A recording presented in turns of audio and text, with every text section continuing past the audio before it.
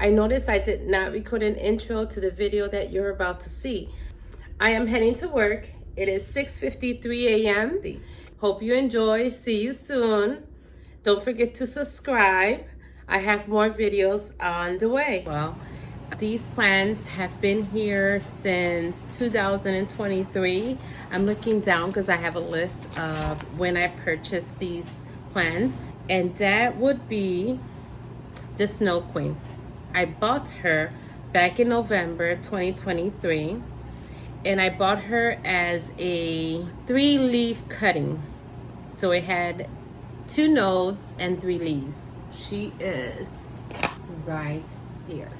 And this is one of her original leaves, this one down here, if you can see. The other original leaf would be this one. I lost the third one. I don't have her anymore, but that's expected. She's been here since November 2023, and I believe she's grown pretty much. I do want to change her from this pot. I potted her. She's one of the very few Hoyas I have potted in the terracotta, and I want to transplant her because she does dry very, very fast. I watered her maybe 3 days ago, and you can tell she's flimsy. Her leaves are flimsy. She needs another water. So I will do that after this video. But she is the Snow Queen. And I've seen some that are very splashy. She's not very splashy, but she does have some splash on her, but not as much as I would like to. And I have her in my greenhouse.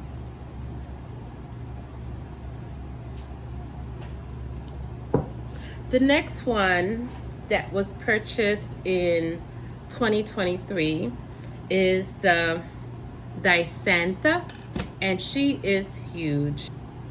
I'm gonna see if I can show you her completely.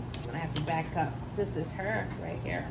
And again, she was purchased back in November 2023, and she was again 1 or 2 cuttings, and she's grown a lot. I had to give her a bigger trellis. As you can see, it's not even fitting in the pot, but she sits in a cash pot, and it's giving it some weight because she is very heavy. My favorite leaf, if I can manage to show you, are these. How glossy they are. She has a lot of small leaves here, but that's because they are brand new leaves. And a lot of growth points. She is always growing, constantly growing. So yes, she was purchased back in November 2023, and she has grown pretty rapidly. She's an easy grower. Okay, so now we have a few that were purchased in 2024, and let me start with the Starry Night. Let me start with the Starry Night, and she is one of my favorites, definitely.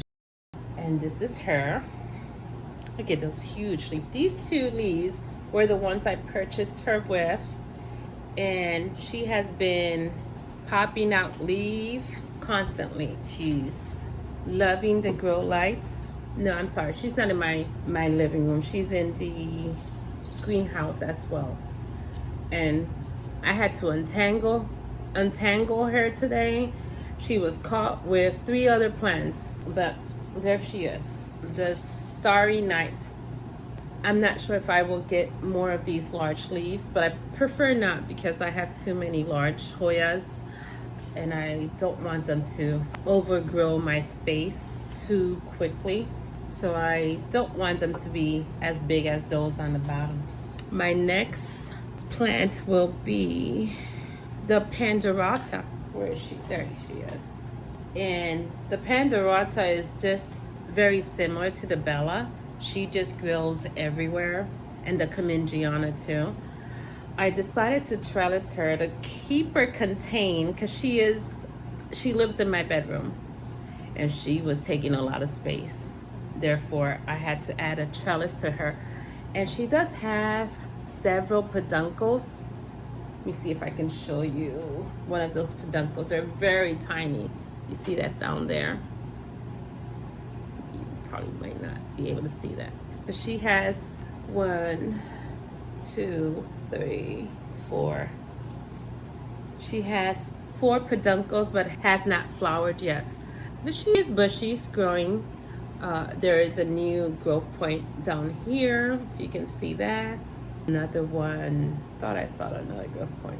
Another one somewhere in the bottom, you probably won't see it. But there's my Pandorata. I'm excited to see it trellis completely, fill out this trellis completely and see it bloom. I mean, I've had it for a year now. Yeah, March 2024, it's a year now. I think she's grown pretty fast, but I want to see them bloom faster than what it has taken them to bloom. Let's do the joy. And if you see my other videos, you would have heard that one of my favorite features of the Hoyas are the round plump leaves. This is a perfect example of them. She is gorgeous. She came with these 2 bottom leaves. As you can tell, they're dull, not very shiny. And ever since I've had her, she's been pushing out some shiny leaves and bigger leaves as well. She's pushing out tiny leaves up top. You probably won't be able to see that. But this is my joy.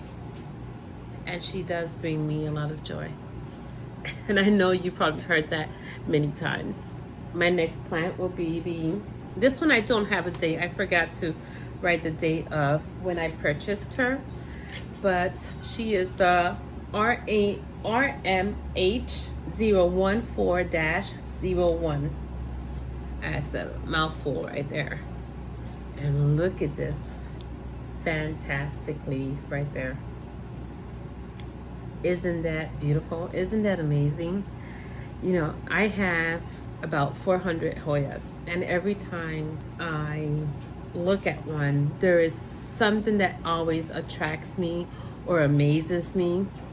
And you know, just to think that in nature these beautiful things grow, oops, lost some perlite, on their own, you know, and we are trying to replicate nature in our homes, and they're just amazing. They continue to grow, they flower for you, they're just beautiful. Again, RHM014-01. One of my, you're gonna hear me say this a lot, one of my favorites. The next one will be the Finansonii Splash. And you probably won't be able to see, let me see if I can get a little closer. But these, when you sun stress them, when they turn pinkish, oh, maybe this one, maybe I'll show you. You see it? Can you see? The splash turns pink, which is very interesting to me. But if they do stress, it's not because I'm doing it intentionally. Some plants are easier to stress without even trying, and that's one of them. This one here is, this one has a very difficult name, but I am going to try and pronounce it. It is the Vienviengensis. And if I show you, it's gonna you won't be able to see it because it's backwards, but it is spelled Vanviengensis. Vienviengensis. And the reason why I purchased her as a 1-node 2-leaf cutting was because of this striking vein in the center. Can you see this? And those abs. It's just amazing to me. Don't want to say it anymore, but she is one of my favorites. And she lives in my bedroom. That's how much I love her. She's been growing pretty fast for the last month or so. As soon as spring started to peak, she started to throw some new leaves. So I am excited again to see her trellis, to see her fill the trellis. And I have her pinned here because we don't want to disturb the new growth. As you might know, if you pin the tip down, going downwards, it would dry the tip, and I don't want to start all over. So I tend to just loop it around and wait till it grows some more so I can pin her downwards. Let me see what else. We have 3 more, and I'm gonna try and move these so I can show you the KSB 01. I did not stress her. She came stressed when I purchased her. She sits by the window. And again, it's still winter. Spring, as I said a little while ago, is peaking and the sun is hot. So she might be getting a little bit more stress during the summer time. And if she does, I'll pull her back because I don't want her to be stressed out. But she is pretty. There is that dark margin that is very sought out for. The KSB 01 is sought out for this black margin. And she is confused with the Fusco marginata, I believe. But she is a KSB 01 and she was purchased back in December. So I haven't had her for too long. December 2024. Next one is the Jennifer, and she was purchased in January of 2024. So she's been with me for a year. And here she is. She's also big and has a lot of new growth. You can see in there. There's some new growth, tiny, tiny leaves. The Jennifer is a very easygoing plant, Hoya. It took her a while to get established, definitely, and see how I'm pinning her on the other side. I don't want her tips to go down, so I'm gonna try and pin her here so she can continue to grow upwards. She is one that a lot of people like, and she's pretty. It's not one of my favorites, but I do like her a lot. And now that she's giving me new babies, I can see a lot of new leaves and a lot of new growth. I'm excited to see her flower. Maybe soon, maybe this year, she'll give me some flowers. The Jennifer. And the last one is our fungi. And she, let me scoop back, is also a monster, a beast. I have 3. Yes, I have 3 of her. And this is the medium-sized one. I have one that is as big as my ovobata. If you saw one of my last videos, my ovobata is 4 feet tall. And my fungi, my extra large fungi is about that same size. I have her in a 3 feet trellis, and she is wrapped several times because she's so big. But I like this one more than I like my other 2. I don't know why. I think she's just gorgeous. You can see those dark veiny leaves. And again, I gave her one of these big old trellises because she needed support. There are her roots. I transplanted her in January. When you transplant plants during the winter time, you have a risk of declining, and I was concerned about her. I transplanted her and Desanta also in January, but they, as you can tell, they're doing great. I guess I am blessed to live in Florida, and Florida weather, let me take that back. It was extremely cold this winter. We had temperature in the 20s and lower 30s. It was insane. I lost many of my non-Hoya plants. I have all my Hoyas in greenhouses with heaters.